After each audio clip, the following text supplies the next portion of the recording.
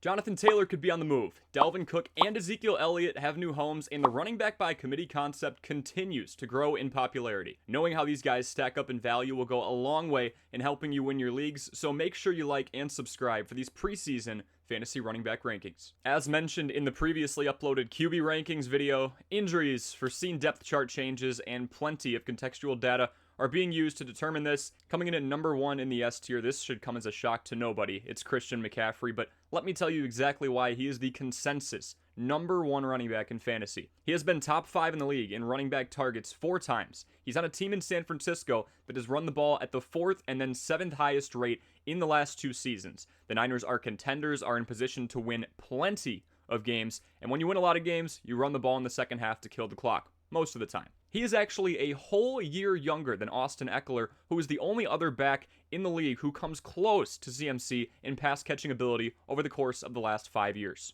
And number 2 is Austin Ekeler. I have nothing bad to say about Austin Ekeler. You could go out right now and take Austin Ekeler as the first running back in your fantasy draft, and personally, I wouldn't be mad at you. Wouldn't blame you at all.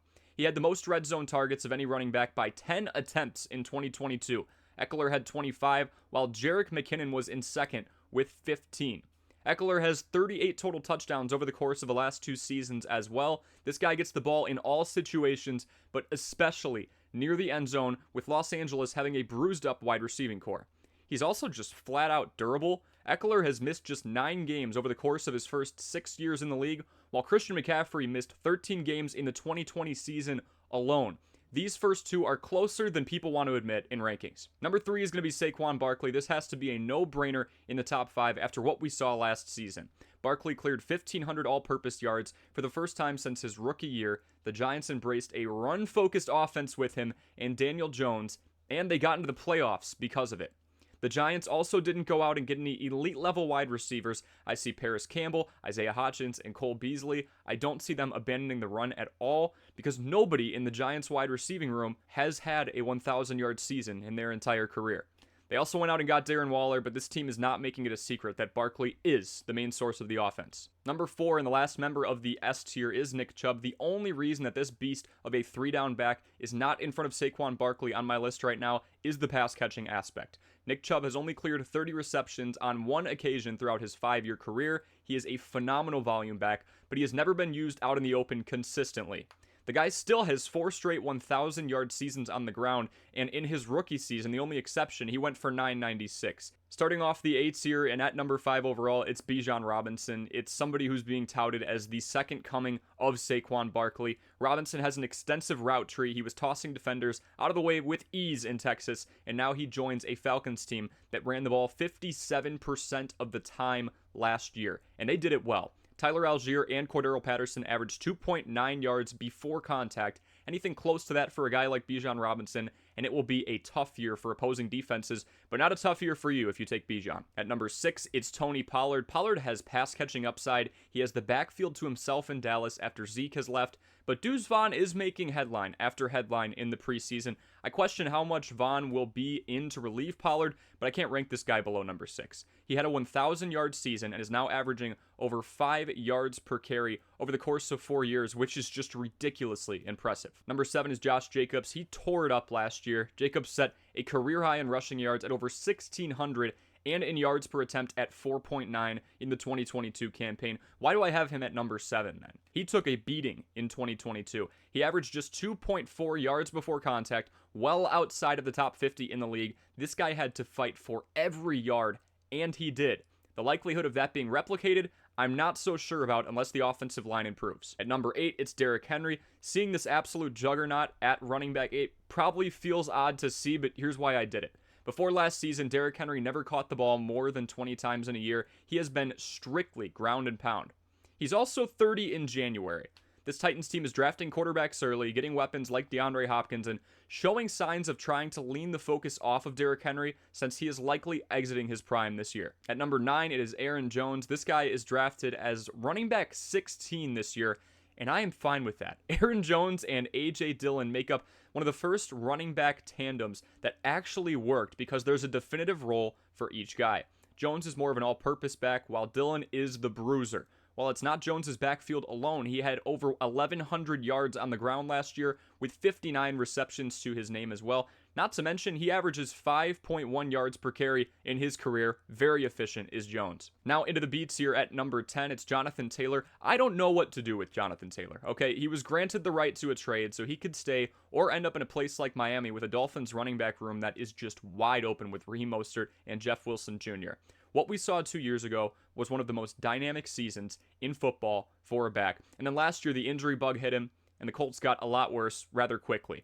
We're going B tier here because it's only his 4th season. He checks off all the boxes, but we need him to play, and we need to know where he's going to play. At number 11, it is Joe Mixon. I wouldn't be that high on Mixon if it wasn't for his pass-catching upside last year. He fell below 4 yards per carry for the 3rd year in his career. Didn't have as much volume on the ground at all. Wasn't even close to breaking the 1,000-yard rushing mark, but he had 60 receptions, beating his career best by 17. We're seeing more of this transformation to a pass-catching back in later years for running backs in the later 20s, and Joe Mixon definitely passed the eye test here. Number 12, we stay in the AFC North with Najee Harris. It's the same story as Joe Mixon. He's not very efficient, but he is extremely involved in the pass-catching game. Harris has been below 4 yards per carry in each of his first 2 years, but he almost has 3,000 all-purpose yards heading into his junior campaign. I love the idea of a pass-catching running back with a young quarterback like Kenny Pickett. At number 13, it's Travis Etienne. Jacksonville has a lot to desire on offense this year. Calvin Ridley is going to attract plenty of attention with Christian Kirk, Zay Jones, and Evan Ingram working to his benefit. Let's not forget about someone with over 1,100 yards rather efficiently last year, though, and that is Travis Etienne. Not as involved in the pass-catching game as I anticipated, but still an extremely efficient back. At number 14, a first-round draft pick, especially earlier, that was a shock to many, Jahmyr Gibbs. The Detroit Lions dismantled and rebuilt their backfield over the course of one offseason. They have a super talented O-line. We saw the production with DeAndre Swift and Jamal Williams, and now it's time for a first-rounder in Jahmyr Gibbs to take over. Onto the C tier, it is Ramondre Stevenson at number 15. This guy was a monster last year. You will not find many running backs who average over 5 yards per carry and clear 50 receptions rather easily, might I add. That is Ramondre Stevenson. He did just that. Ezekiel Elliott essentially replaces Damian Harris, and while Zeke will likely get plenty of red zone touches once again, just as he did in his last couple of years in Dallas, Stevenson is still the all-involvement back. At number 16, it's Breece Hall. Dalvin Cook or not, Breece Hall is still listed as the running back 1 in New York. He was explosive, averaging over 4 yards before contact, and was involved in the pass game as well. And then he went down for the entire year. Money talks, and Cook is the 10th highest paid back, but Breece Hall's ceiling was yelling last year. At number 17, it is Kenneth Walker III, still here in the C tier. Kenneth Walker III was a lifesaver halfway through last season. A lot of people picked him up in waivers at that halfway point. He finished with a 1,000-yard rookie campaign, but now Seattle went out and got Zach Charbonnet in the second round. We'll see how big his piece of the pie is. And finishing out the C tier is Miles Sanders. Miles Sanders leaves one of the most successful run-heavy teams for a Carolina squad that ran the least amount of plays per game in 2022. Now Frank Reich is in town. We'll see if that changes. But the receiving core isn't super notable, with Adam Thielen leading the way. So the established vet in Miles Sanders should see a decent amount of touches early. Now the D tier, we'll start off with number 19 in Alvin Kamara. Here's another guy with a lot of question marks, right?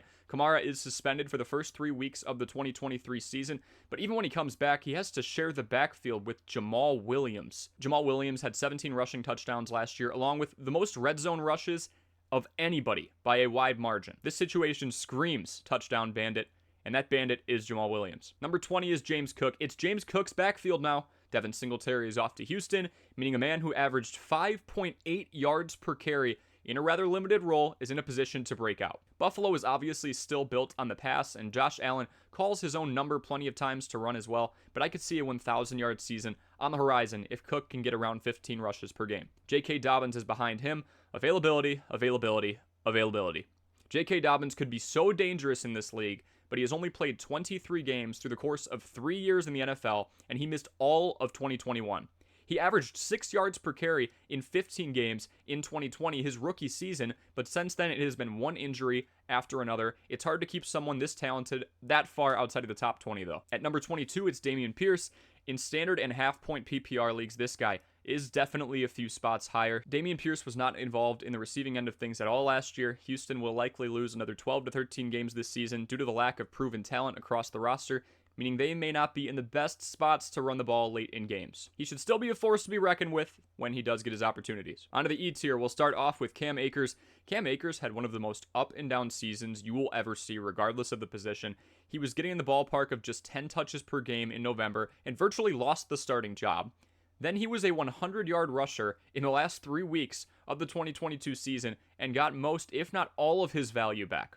The healthier the Rams are, especially with distractions like Cooper Kupp and Van Jefferson out there, the better for Cam Akers. Alexander Mattison is behind him, another back that can say it's his backfield now. Dalvin Cook is gone, but the reason he was a household name was his versatility. Dalvin Cook had more than 45 targets in his final 5 years with Minnesota. That's important because the Vikings don't run the football. They only ran it 36% of the time last season. That is the third lowest rate in the league. Mattison needs to be involved as a pass catcher if he wants to take that next step. Number 25 is James Conner. James Conner was middle of the road last year. His trips to the end zone were down, but his efficiency on the ground went up. The Cardinals ran over 67 plays per game last year. That is third most in the league, so Conner will get his chances if he keeps that efficiency over the 4-yard per carry mark. At number 26, it's Isaiah Pacheco. Pacheco took the starting job from Clyde Edwards-Helaire rather quickly last year. Kansas City is traditionally a pass-heavy offense, though, so let's keep that in mind. We saw Patrick Mahomes toss a career high in passing yards without Tyreek Hill in 2022. As long as Travis Kelce is there, the ceiling for a running back in Kansas City can only be so high. And now we go into the F tier. Again, for running backs, it's a lot deeper. You don't have one per team that you can really rely on anymore. It's much more expansive of a field than the quarterback position, so these guys are still feasible to start in some deeper leagues. Javonte Williams had volume for a rookie in 2021, eclipsing 200 carries right out of the gate. Last year, the injury happens, along with many others on Denver's offense, and now we head into year 3 with plenty of question marks under a new head coach in Sean Payton. There aren't many weapons out wide to distract from the run game, so this is a prove-it year for Williams. We'll have to see what he does. At number 28, it's DeAndre Swift, the starting running back behind arguably the best offensive line in the league. Seems like a no-brainer, right? Well, we are in year 3, and DeAndre Swift has already missed 10 games. He is in an offense with so much talent, so we have to consider that as well. Jalen Hurts and Rashad Penny alone should take up a decent chunk of carries, but DeAndre Swift is efficient when he's healthy and getting the ball. At number 29, it's Dalvin Cook. You don't become the 10th highest paid running back in the league going into a season without some merit. Cook will get plenty of touches alongside Breece Hall. While it was an unexpected signing, it's the day and age we live in, with teams trying to preserve the career of their young backs, especially after the rookie year injury of Breece Hall. I expect Dalvin Cook to get a decent amount of touches this year. And at number 30, Khalil Herbert. Khalil Herbert is the running back one on a team that ran the ball more than anybody else in the 2022 season in the Chicago Bears. They ran it 60% of the time. He averaged an impressive 5.7 yards per carry last year, but will have to share the ball with Justin Fields when it comes to those designed runs. That's where the Bears thrived last year. Thank you so much for watching. As always, drop any questions I was unable to answer in the comment section below, and I will get to you as soon as possible. Leave a like and subscribe, of course, if this video helped you in any way, shape, or form, and we will see you in the next one.